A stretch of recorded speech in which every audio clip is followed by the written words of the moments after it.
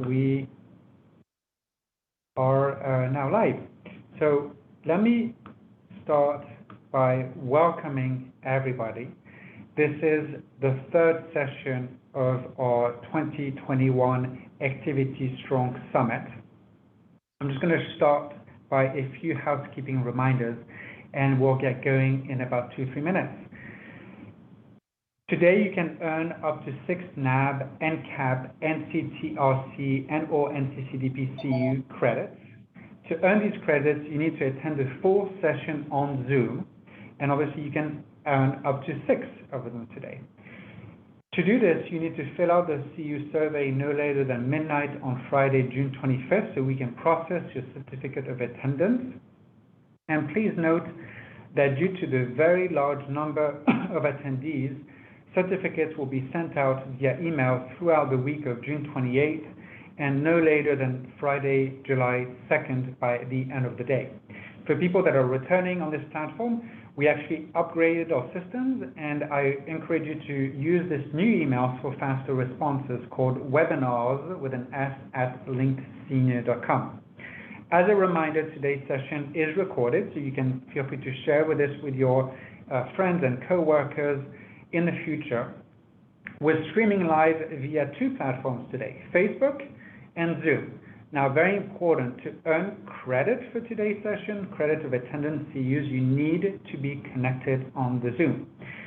And then another thing also, I know that all of us have had these free lessons of Zoom thanks to the pandemic, but still sometimes people ask questions. To use the chat feature and talk to the whole audience, please select panelists and attendees, right, just to make sure. And for people that are playing with us today, our virtual bingo, the bingo word of today's session is will, right? And if you have any questions about what I'm talking about, feel free to drop it in the chat and we'll be happy to address this. So it's with great pleasure that I invite and actually welcome everybody from the audience, but also our esteemed panelists today. So we have Lynn Katzman, who's the president of Juniper Communities. Welcome, Lynn. We have Marvell Adams Jr., Chief Operating Officer of the Kendall Corporation. Welcome, Marvell. And helping me, quote unquote, moderate today's presentation, we have Josh Crisp, who's the co-founder and co-host of Bridge the Gap, the Senior Living Podcast. And myself, as I mentioned before, my name is Charles Vilmorin, and I'm the CEO and co-founder of Link Senior. I do want to mention that with Josh's company, Bridge the Gap, we've been partnering since January this year to help elevate the discussion around resident engagement. And so we created this Activity Strong, quote unquote, executive edition. So what I'd like to do is very quickly go through the presentation. And Lynn, I would love you to introduce yourself, your organization, and resident engagement. We'll do the same with Marvell after that, and then we'll have a, kind of semi-informal discussions around different topics. Lynn? Sure. Thank you, Charles. It's a real pleasure to be here today. I'm thrilled and sorry we're just not in the same space, but with over 1,000 of us, that would be difficult in the best of circumstances. So I'm the president. I'm actually the founder of Juniper. We've been around for more than 33 years. We're a company that focuses on the double bottom line, doing well by doing good. And we do that by making sure that our residents and families, as well as our team members, live life fully. Since we started the company, we've been interested in what we call changing the face of aging, which has to do with changing the way people perceive older adults, but also changing the way we live in community. As I said, I started Juniper. I've been here for more than 30 years. Hard to say, it's kind of amazing. Juniper has always, when it comes to engagement, been deeply, deeply committed to programming, to understand that our role is not just to keep people safe and healthy, but also fulfilled. And so we've been dedicated to that for many, many years. We have been working on a number of programs that operationalize our values and mission. I'm going to talk about a company called Catalyst, which is our next gen resident engagement program. We also have Juniper University, which is a constantly evolving university that supports our residents' learning, our communities' learning, and most importantly, our associates' learning. We've developed a specialized memory care program, and frankly, all of these, their reference point is nurturing the spirit of life, allowing people to live fully throughout any season of life. So that's a very quick background on Juniper. We operate in 4 states: New Jersey, Pennsylvania, Colorado, and now Texas. And we have operated in states as diverse as Massachusetts, Florida, and Maine, and several others. So I will stop there, Charles. Thank you so much, Lynn. Thank you. Marvel, a quick word of introduction for yourself and your organization. Sure. My name is Marvell Adams. I serve as the Chief Operating Officer of the Kindle Corporation. Kindle is a family of not-for-profit organizations that provide older adults services and homes. Mostly that's in retirement communities or life plan communities, but we also have more healthcare-based and assisted living-based communities, and we also have more independent living communities. So there's 12 communities across 8 states, and in multiple states we have Kindle at Home, which is our CCRC Without Walls model that was started out of Ohio about 15 years ago. And coming down the pike, as we just got financing for Inso Village, which it will be our first foray to the West Coast, at least, in Northern California. It's a partnership with the San Francisco Zen Center and Kindle, and we found each other because of their Zen Buddhist roots and Quaker roots, which is the foundation of Kindle, very much aligned with one another. So it's been a wonderful relationship to grow. So I've committed my career to serving adults. It's a strange breed, and maybe Lynn is in that same boat, that I wanted to do this when I grew up. I knew in high school that I actually wanted to work with older adults, and actually got to the finish line through college and through grad school. I've been 10 years in the Kindle system, and about twice that long just in the field itself. As I mentioned before, Kindle's rooted in Quaker values. For those that aren't familiar, there's something called the SPICES, so sustainability, peace, integrity, community, equality, and sustainability. And those really are the bedrock of all of our values, even though if you pull out our values and practices, it would give a much more detail, but at the end of the day, that's the core. And when we describe resident life and life of the community, it's highly engaging. It's resident-directed culture, very much so. And some of the things that I'll mention after this are Vitalize 360, as well as how our residents engage with the wider community. Thank you so much, Marvel. Josh, do you want to say a quick word also from your work? I know that your background is also in operations. A little quick words from you and your background before we get into some of our questions here. Well, thanks, Charles. It's exciting to be part of this. And unlike Marvel, I did not grow up seeking out senior living. It was kind of an accident that I landed in senior living 17 years ago. And I just, once I got a taste of it, I couldn't get away from it. But, Bridge the Gap is excited to be partnered with you guys.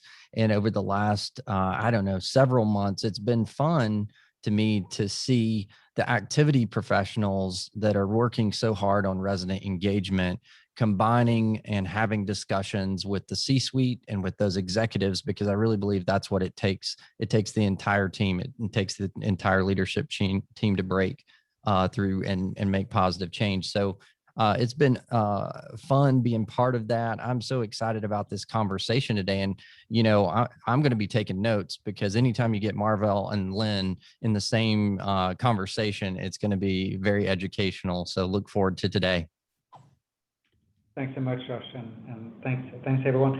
I'd love to get started, and if you don't mind, Lynn, maybe start off with you. As we were preparing for this meeting, obviously the last 15-month-ish has been kind of interesting with a lot of learning lessons and so on. But would you mind just taking us back from, your experience, talking like the past trends and what were challenges that existed before, maybe opportunities as well, but that were highlighted with the pandemic and some of the lessons that you as an individual, but also what your organization has learned?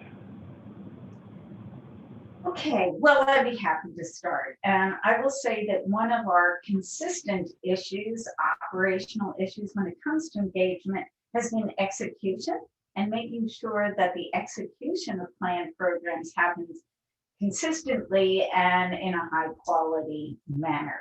So for us, the challenge has been not only executing, but to some degree, making sure there's significant variety and that the quality of program design and implementation follows the goal of both variety, diversity, reflecting the desires and the profile of the people we serve, as well as implementation. Now, the challenges typically have been caused by a combination of mindset and making sure we have the right people. Like everything, a lot of our business is based on having the right people in the right seats on the bus. Often we have the right people, we may not have them doing the right thing. And so that's been a constant challenge for us. Since COVID, there's been another interesting challenge, which, Charles, we're so happy we've been partnering with Link Senior for many years, because it really enabled us to cope with the challenges that COVID presented. After March 12th, we began to shut down. And so all the opportunities for group activities really stopped. All the opportunities for bringing in community members from the wider community ended during COVID. And we were forced immediately to worry about safety.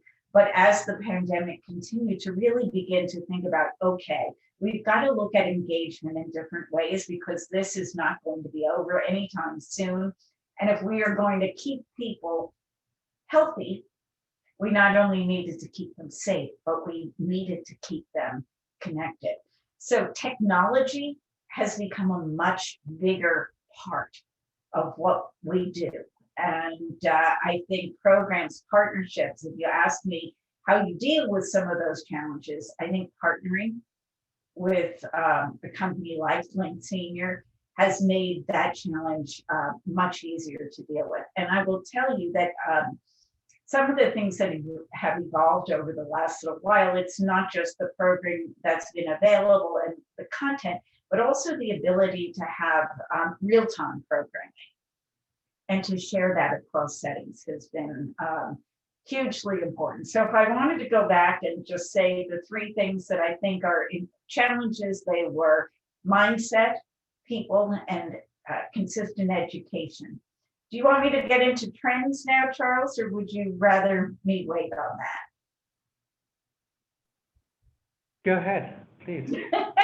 So COVID has changed so much of what we do and how we think. I think our customer was beginning to change insofar as their need for different types of engagement pre-COVID. But I think that the pace of change has accelerated dramatically during COVID. People are very wellness focused. They are purpose oriented. And Marvell, I loved what you said, resident directed. We say done with, not done for. And so the needs, the desires, the demands, frankly, of our customers are changing. So I think that has been accelerated by COVID. I don't think we're going back. I think it will only continue. I think what that in turn means is that there are some changing skills that activities or life enrichment directors need to have. one of those, and Marvell, my guess is you can comment on this far better than I, because you've been doing it for a very long time, is to be able to facilitate resident input and program development. I think that is key. And so a successful life enrichment director needs to be able to work with that. So change management is a skill, really good emotional intelligence, and the ability to herd cats, frankly, and get everybody to, if not, to create a democracy around life enrichment, around planning, is going to be very important. And the last thing I would say is that one of the other changing skills is the need to really develop partnerships to facilitate ongoing programming. So I'll stop there. So, Lynn, I want to jump in here because you back to the challenges and going back. So I'm taking so many notes. I wish you could see my paper over here. My pen's flying, trying to pay attention. But you talked about the challenges and the mindset and the people and attracting the right people and then getting the right people in the right positions, I think is the way you were saying that. So we also hear so many executives talking about the challenges with even attracting people to the profession right now. So what would you say are some things, as you guys have had such successful educational programs and recruitment and retention programs, what are some of the secret sauces or key things that you could give us and the audience today that's listening to help be in a position to attract the right people and to then assimilate those people into the right positions? Well, I think it all comes down to culture. And I think, again, Marvell, I'm going to point to you 100 times today because I love what you guys do. And, I think that being able to focus on values and to build a culture around values that you not only talk about, but you can feel is really important. So my advice to people would be to make sure that you are aligned with those values and with those, with others in your company. At Juniper, it starts at the bottom, goes to the top, starts at the top, goes to the bottom. We make it very clear who we are and how we see the world. And, it's not for everyone, but for those who resonate with who we are and what we believe in, it's a very powerful thing. So recruitment for us is very much done around culture. It has to do with the energy of the people who call Juniper home. I also think that over the last year, we've had to become more creative and think outside the box about where we find people who have the energy, the drive, the experience to join our culture and help us implement some of the innovations we've been doing. And so I'm thinking of one person in particular who during the pandemic was leading wellness and well-being programs, but in very different settings. And we tapped into her network, and that was really a great source of people with ideas, with connections, able to build partnerships, able to implement and execute on programming. So hope that's helpful a little for those in the audience. Super helpful. And I know lots of questions, and I'll actually try to keep a watch. I don't know if you guys have seen this chat, but it is super, super active. I'll pull out a few questions in that a little bit later, but I want to transition over and let Marvell kind of take an opportunity to talk a little bit on this same topic of challenges and trends and how he's and his team are addressing these as well. Thanks so much, Josh. And thanks for having me here today. So, and there is construction going on right above me. So, it was so quiet. It was so quiet right until I started talking. I apologize. Charles, do you think we can muster through this? And can you guys hear me okay? Oh, absolutely. Hear you fine. It's all good. Good. So, challenges and trends, they certainly all, we had all kinds of new challenges and new trends over the last year and a half or so. But it's, as Lynn was alluding to and others have as well, it's been great to be able to have, the need be the mother of all invention, because COVID really forced us to think much more succinctly, much more clearly about how we communicate and how we get information out to resident staff and board members, and how we receive information as well. And one of the things that came out of that for our system was, 4,000 residents, and they all wanted to engage across the system in a way that they'd really never done before. But one of the ideas that shook loose that became something that really is going to stick with our system and perhaps exists in other ways at other providers is showcasing almost anything that takes place at a community, and realizing, well, wait a minute, just because it's happening at Kendall at Hanover, everyone should be able to see it. Everyone should be able to see that play they're putting on, or the orchestral concert, anything you can possibly imagine. And so when you talk about those type of trends, but then in addition to that, when you talk about the challenges of baby boomers in particular rejecting the idea of age segregation and not wanting to be in a community, as some that will say, with a bunch of old people, that they want to be a part of living within the world that does not just have them behind gates. And so, one of the things that many providers are doing, including Kendall, are making stronger and stronger partnerships with universities and colleges, because the cool thing about our communities is that we have the residential part down pretty good. And so one of the model practices that we took on a few years ago within Kendall was developing partnerships with schools of music at universities, and actually having artists in residence program where the students would live on the campus, be a part of resident life, and do that for an entire year. And it'd be free room and board for them in return for doing concerts, giving lectures, participating in the jazz trio of the residents, you name it. So, when you talk about the challenges we have,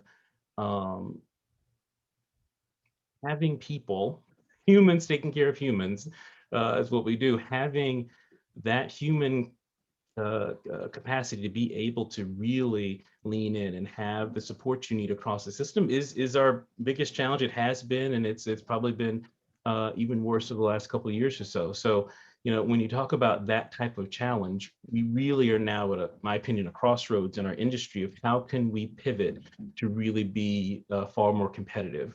Every once in a while, Charles, I will be driving and I'll take out my phone to take a picture, because you'll see like something that seems so obvious from a recruiting standpoint that we should do in our industry.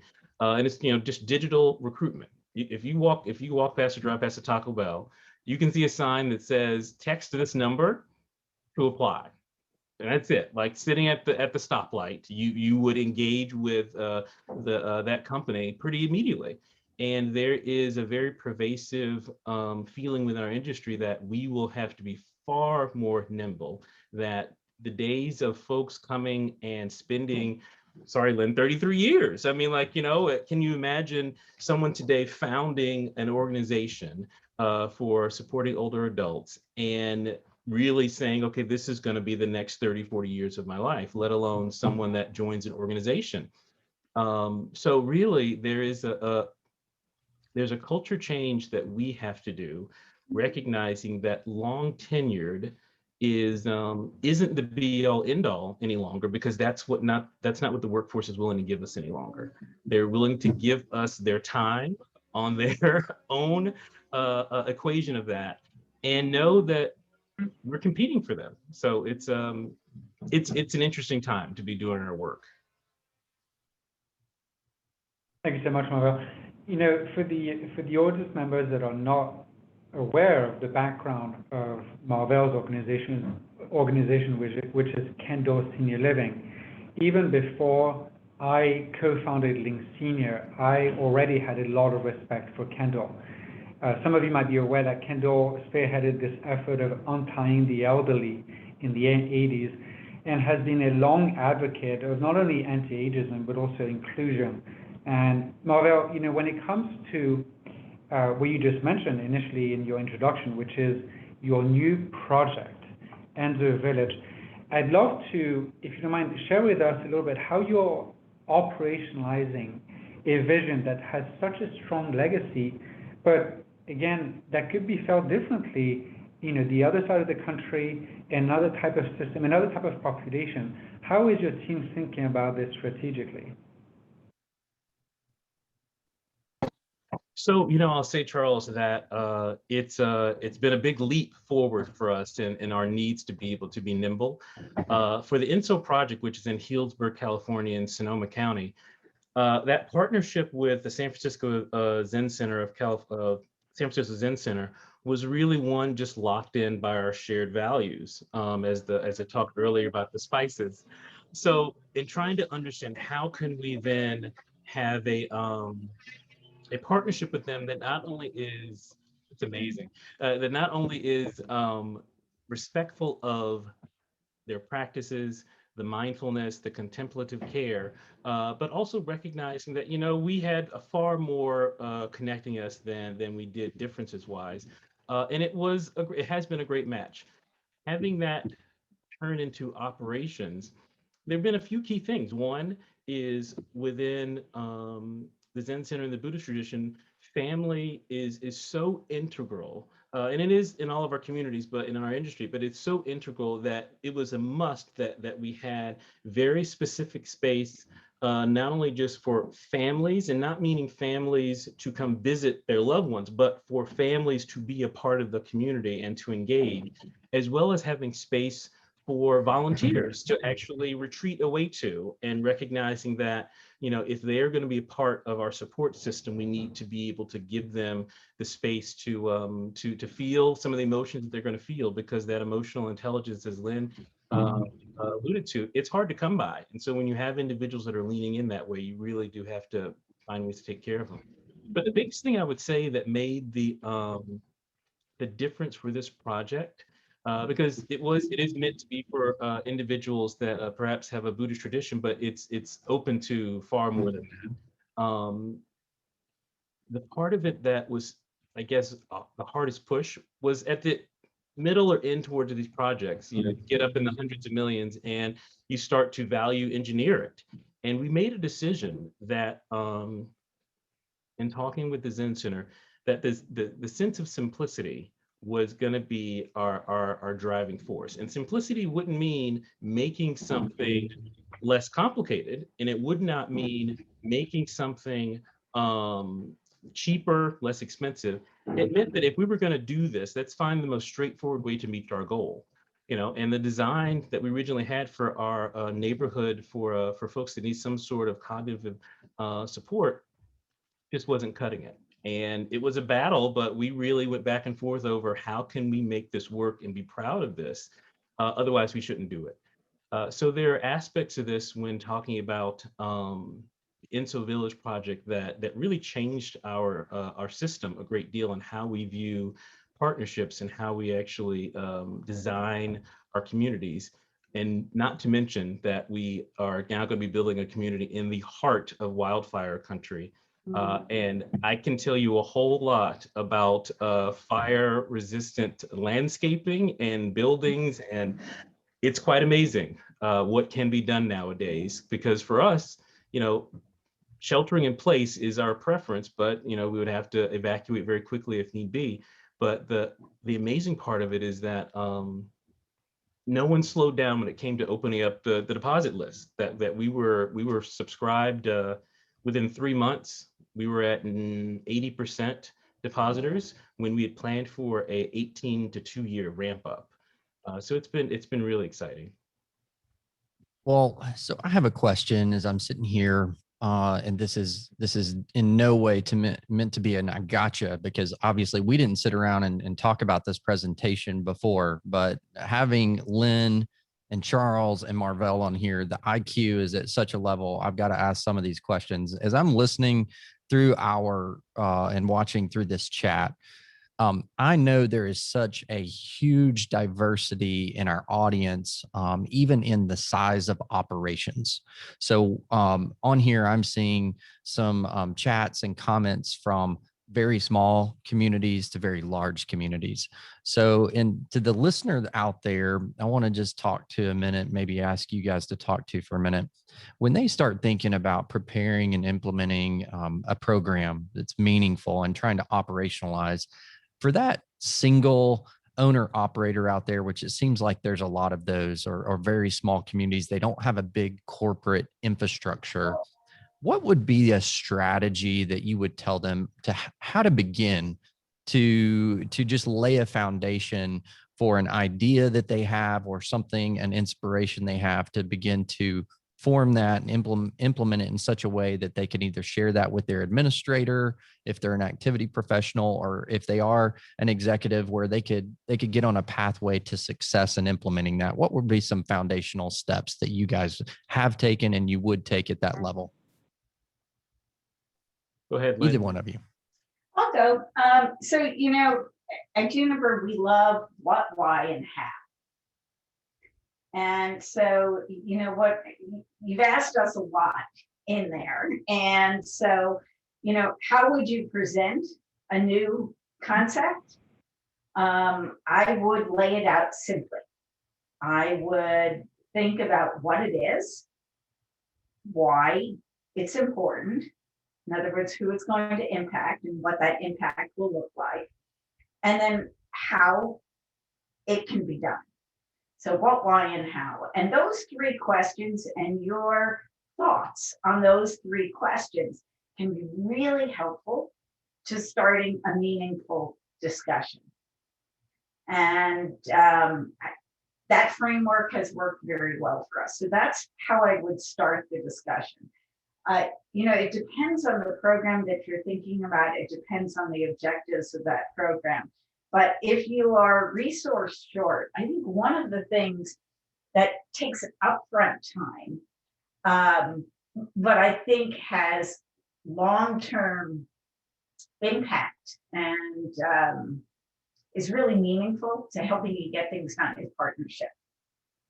And so spending some time figuring out who in your community, and I don't mean the community, it could be, who are the residents, the family members that might be able to help, who have an interest in that, but even more so, who in the greater community does this kind of work? And I would simply go out and begin that conversation. I don't know if you guys are similar, but for me, that gives me a burst of energy to meet new people and to hear new ideas. And it very often, if you approach them openly and say, here's what we're trying to do for the older adults that live with us, and here's why, it ends up bearing fruit. Now, what will that look like? It's hard to know. It depends on the people. It depends on what you're trying to achieve. But hopefully those two things would be a good way to start. Excellent. Yeah, the only thing I would add to what Lynn was saying, I completely concur in that that operationalizing it is a tricky part. And one of the core things that we found is a must is having a champion for whatever that is. And it cannot be the activities professional every time. In fact, it almost has to be someone that is not at the core of the of resident life from a staff perspective in the community, because for you to champion everything, which I'm sure some of you are nodding saying, well, that's what I'm doing right now, is a champion for everything. But that slows down the next innovation, that slows down the next opportunity, and it takes time away from doing other things. And so, what I say to folks, consider a champion not just to be amongst staff, not just to be amongst the department, but perhaps residents as well as board members and volunteers.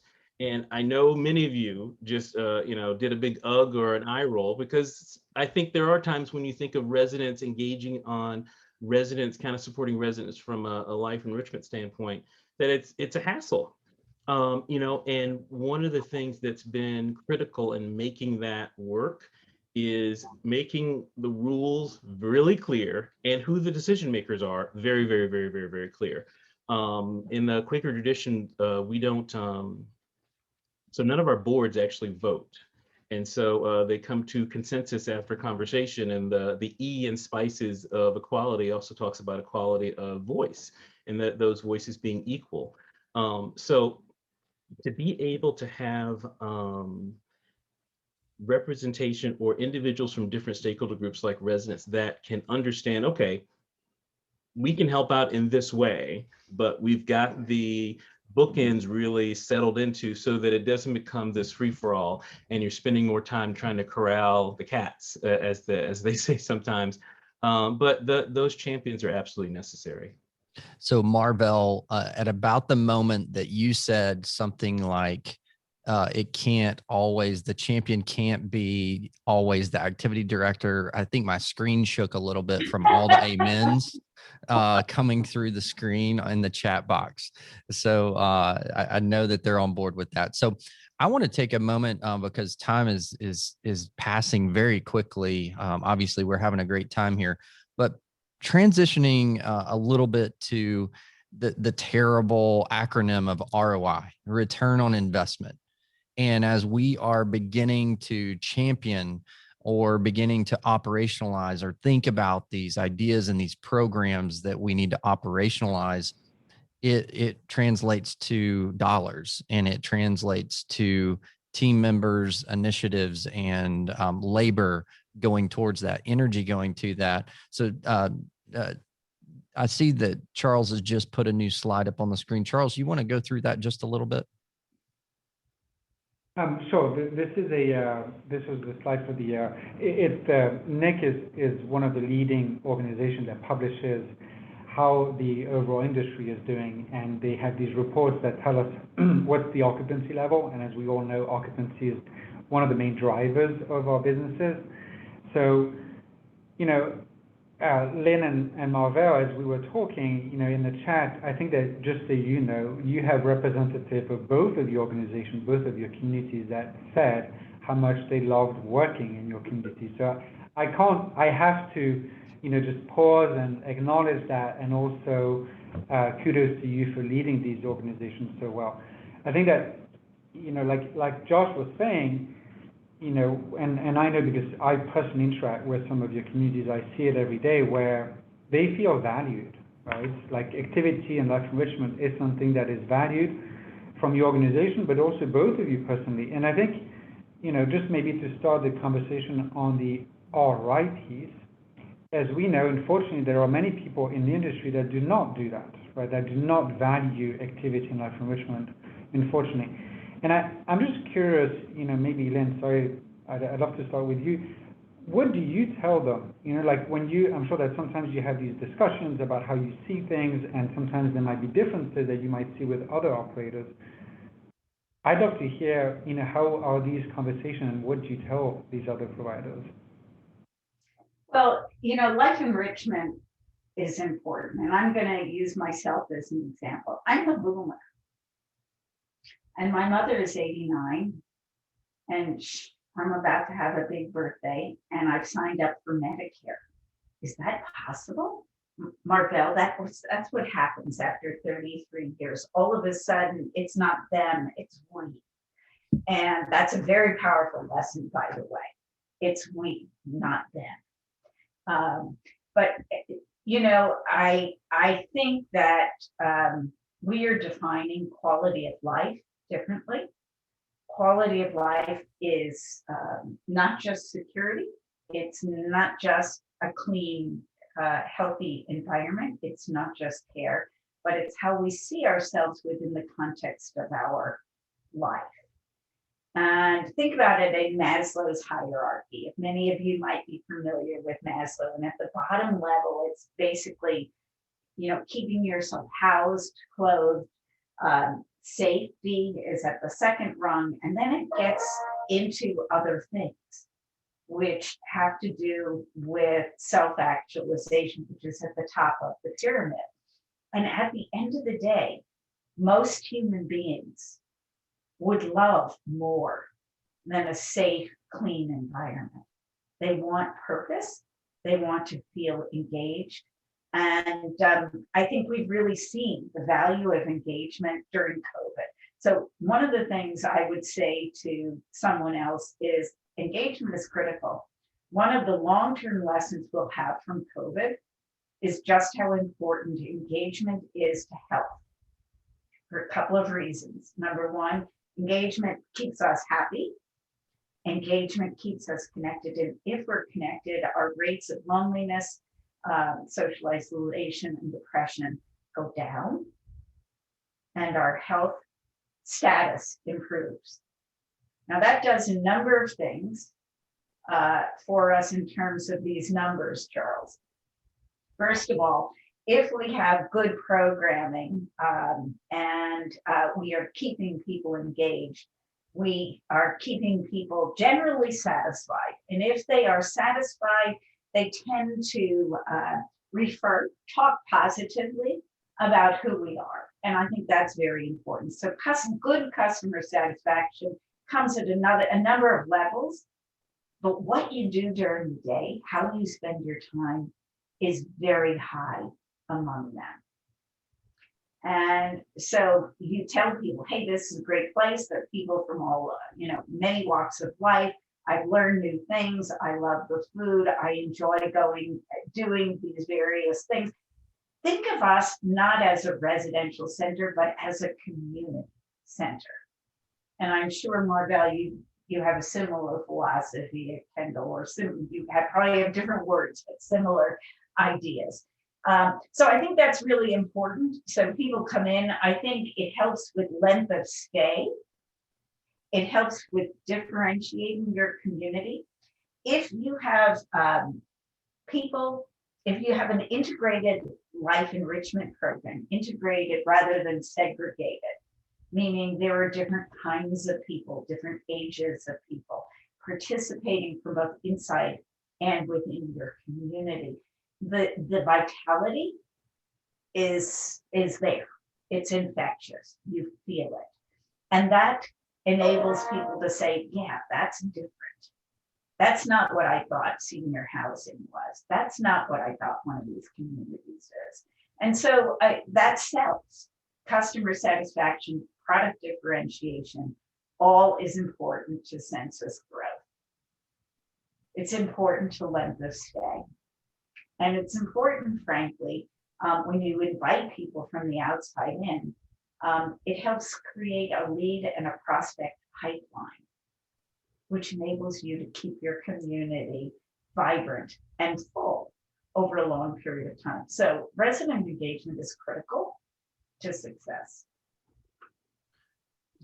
So I want to jump in here really quickly because I think this is so important because I think while we have had over the last year or so the spotlight and really emphasis on resident engagement, it seems like it's forced our industry out of being so siloed within the community among departments. And I love how you are, excuse the pun, but bridging the gap between the integration of it's not just about the activity director, it's not just about the activity department, and it's really looking at holistically how resident engagement can actually, you can draw an actual line to life quality improvement and to your bottom line. And I think that is something that we have really struggled with in our industry,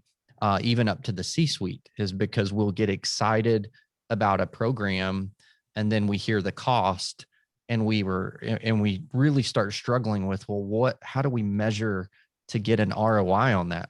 We know we're spending and it's a good program, but how are we measuring the outcomes?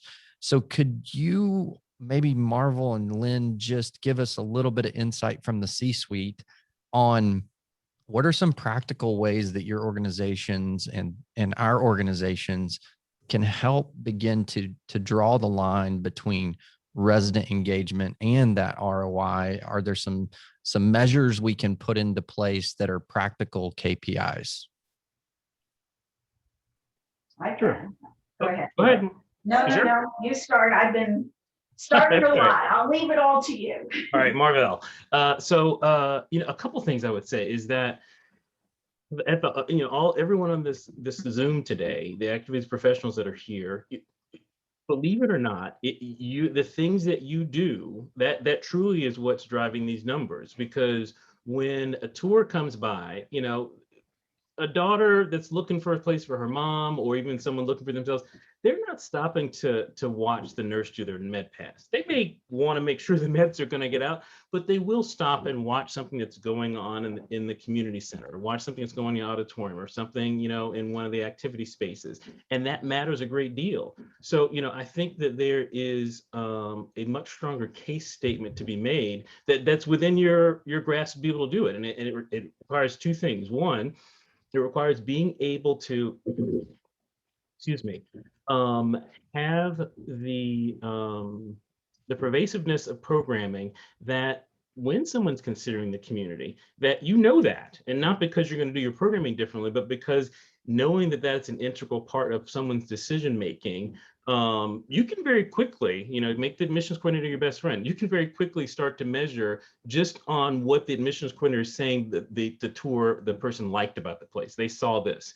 And, I experienced this at some of my time in Rochester, New York, that, we had an admissions coordinator. She would look at the calendar for the day, and really, so the things that she thought would be great, knowing that family and the residents' background, and she'd be very upfront. She wasn't saying, "Hey, don't come at this certain time," but she's saying, "If you'd like to get a sense of what Susie Q may experience, from 2 to 4, 3 days a week, or whatever it may be, then come at this time." Maybe they do, maybe they don't. The other piece of it, and this may take a little more bravery, is get your community leaders involved in some fashion with your resident life, with whether you programming activities, whatever you want to call it, and not just call and bingo. Because you probably all had the administrator or someone else come down and they call the bingo and they, okay, it's great, they leave. Get them on a trip to some place, to a festival of lights, to whatever, and have, either you yourself or their assistant, take their phone from them. Because there's a piece of this where all of us, and I'm sure Lynn can say this herself, even if you didn't grow up wanting to be in this field, you're in it, and you've made a choice. You want to be a part of this, and the reasons around it are the people that we serve. And that's no different from your administrator, despite anything you may feel one way or the other, that they got into this for a reason. And so I really believe that these numbers can also be impacted by making sure that the case statement is validated and driven home with the community leadership by saying, hey, we have a group of men in the community that feel there's not enough done for them specifically, so they want to start a men's club. Administrator or DON or whoever else, can you help us with that? And here's how we could, use your help, and put it on their calendar. Those types of things highlight and raise the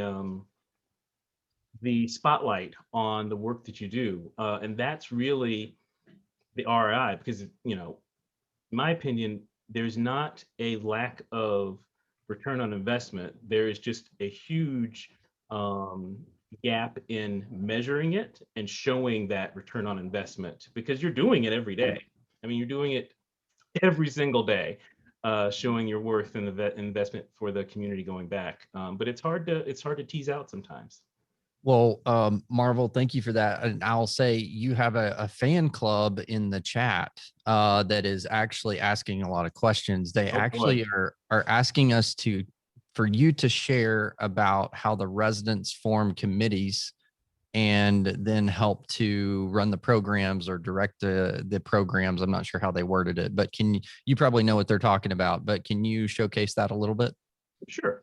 So, and it's interesting, because I sometimes I prefer to be Marvel because of Captain Marvel, but it's Marvel, which for another time I'll tell you, Captain Marvel's name really is Marvel, if you really want to get back into some deep comic book stuff from when I was a kid. But anyway, so yeah, I think when it comes to getting that organization together,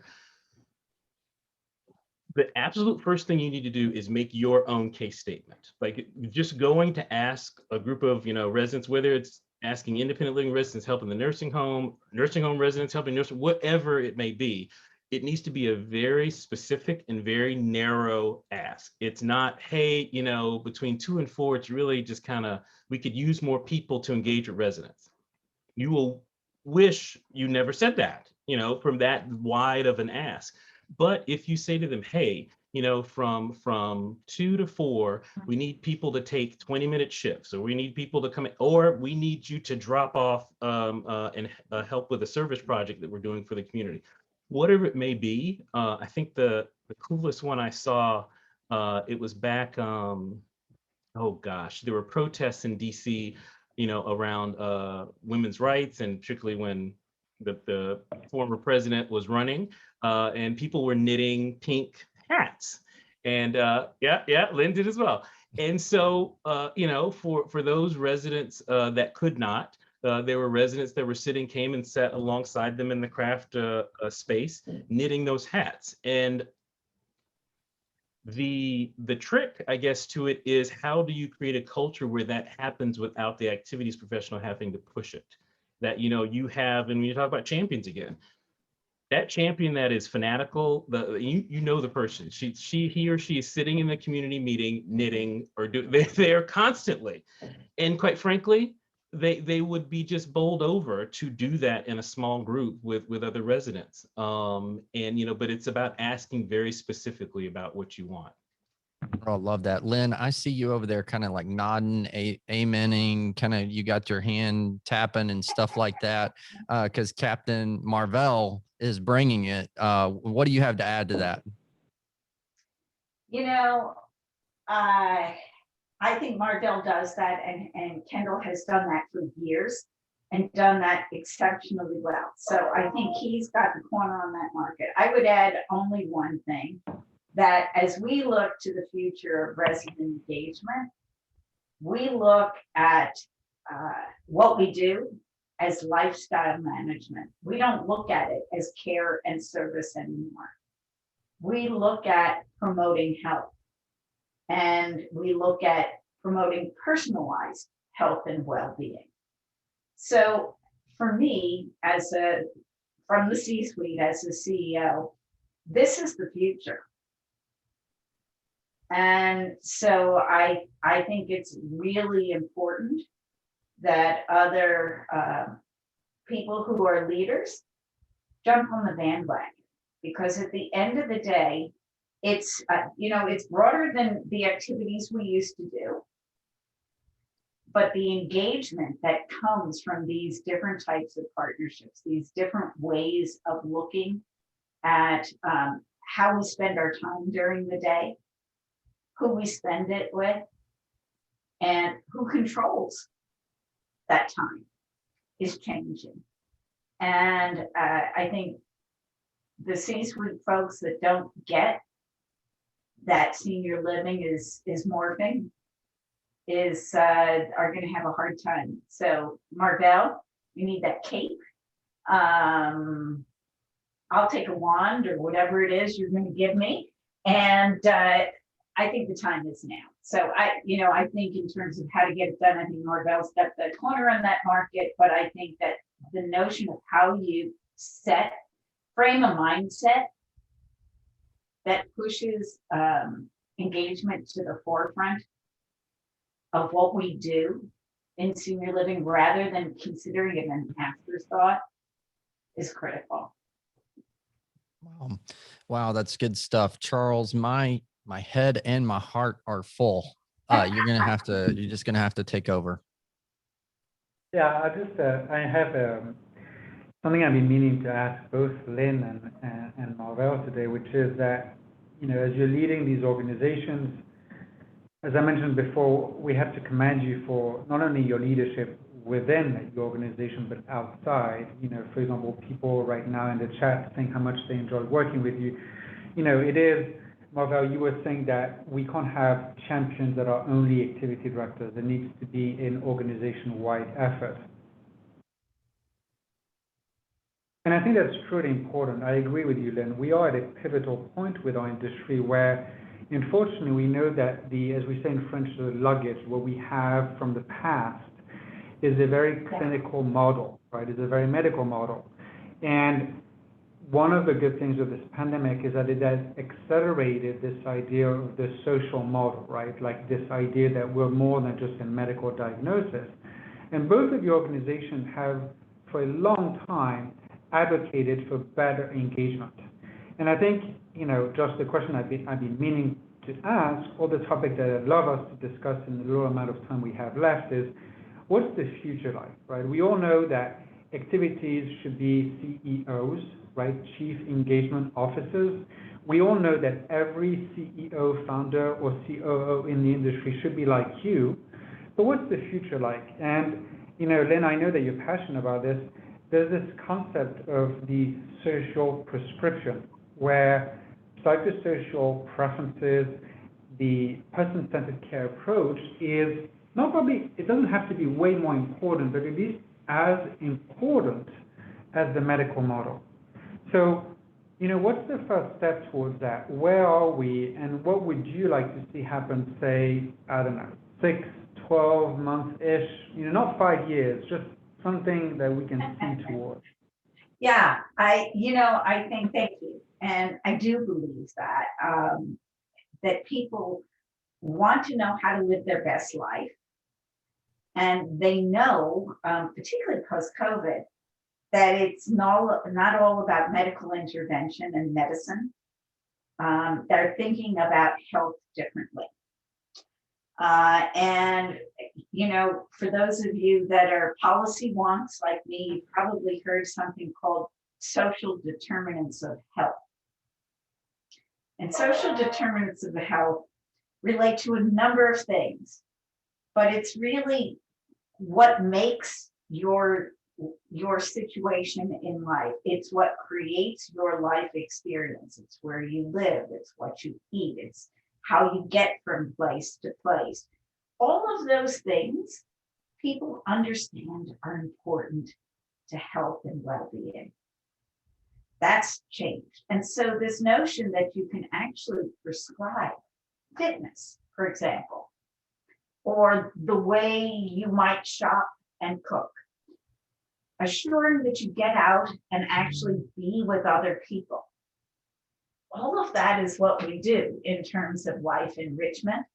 But now we know it has a direct impact on health. So, Charles, to answer your question, there is one piece we haven't really talked about, and that's data. Data has become, in my mind, a new currency. And so, Linked Senior has been very instrumental in helping us collect data. So we know who's going to what type of program.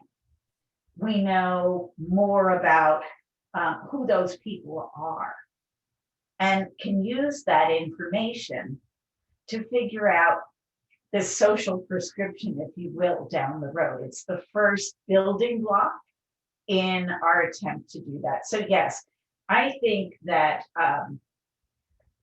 data will become more important to us in planning, and that planning will be important to help us understand what will keep people engaged, and if they're engaged, healthier.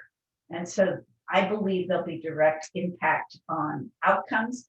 And frankly, I think that's going to open up some new funding sources for life enrichment and engagement in the not too distant future. And I know we're not here to talk about that today, so I'll stop. But yeah, I think we're on the edge of a huge transition. And I think it's really exciting.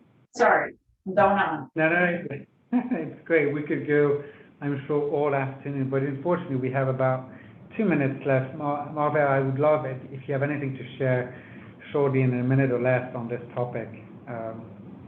Sure. No, I might as well be all feed in, because I think from looking at the chat, folks are going to tell their administrators what I said.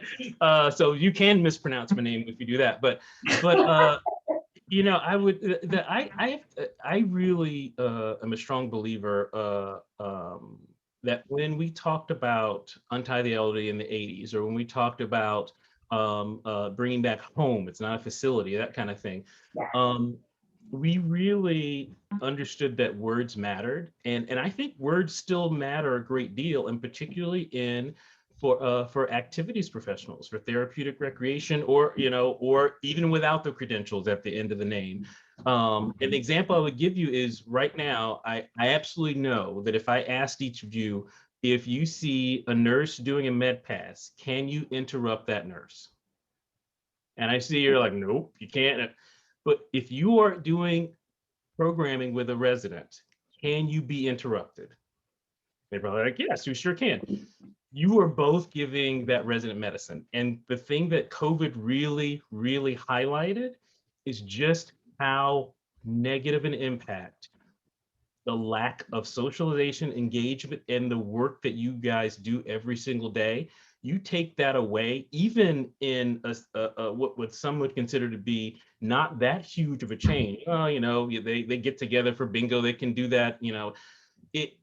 We really do have data points right now showing that the work of engaging with residents and making sure that their social life is really prescribed in a way that their Coumadin is, that it does make a difference and it does matter. So, what I would say for you is take the lead on truly using the words that matter, that, it's not just doing the care plan and trying to figure out, when Mrs. Jones wants to have assistance with taking a shower or something.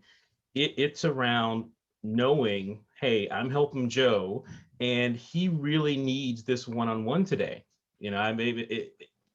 It's that critical because it's been prescribed to him. It's gone into that care plan. It's been prescribed to him. Thank you so much, Marvell. I can't thank you enough, both of you. Actually, the three of you, Lynn, Marvell, Josh, thank you so much for helping me moderate this amazing session.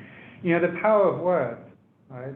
Whether we unfortunately misspell a word like a name or the words that we use, we often play with the activities, CEO, and all of that. Marvell, what you were saying about giving that medicine, I'm sure you saw in the chat, it's a true acknowledgement of the power of activities and life enrichment. So with that, I want to close today's session, and I just want to say one thing. Both Lynn and Marvell, thank you for showing up. Because showing up is just, I know that for you, it's just the extension of your leadership, but it truly matters. It matters to individuals like Josh and myself, because it means that for you and people like you, activity might be important.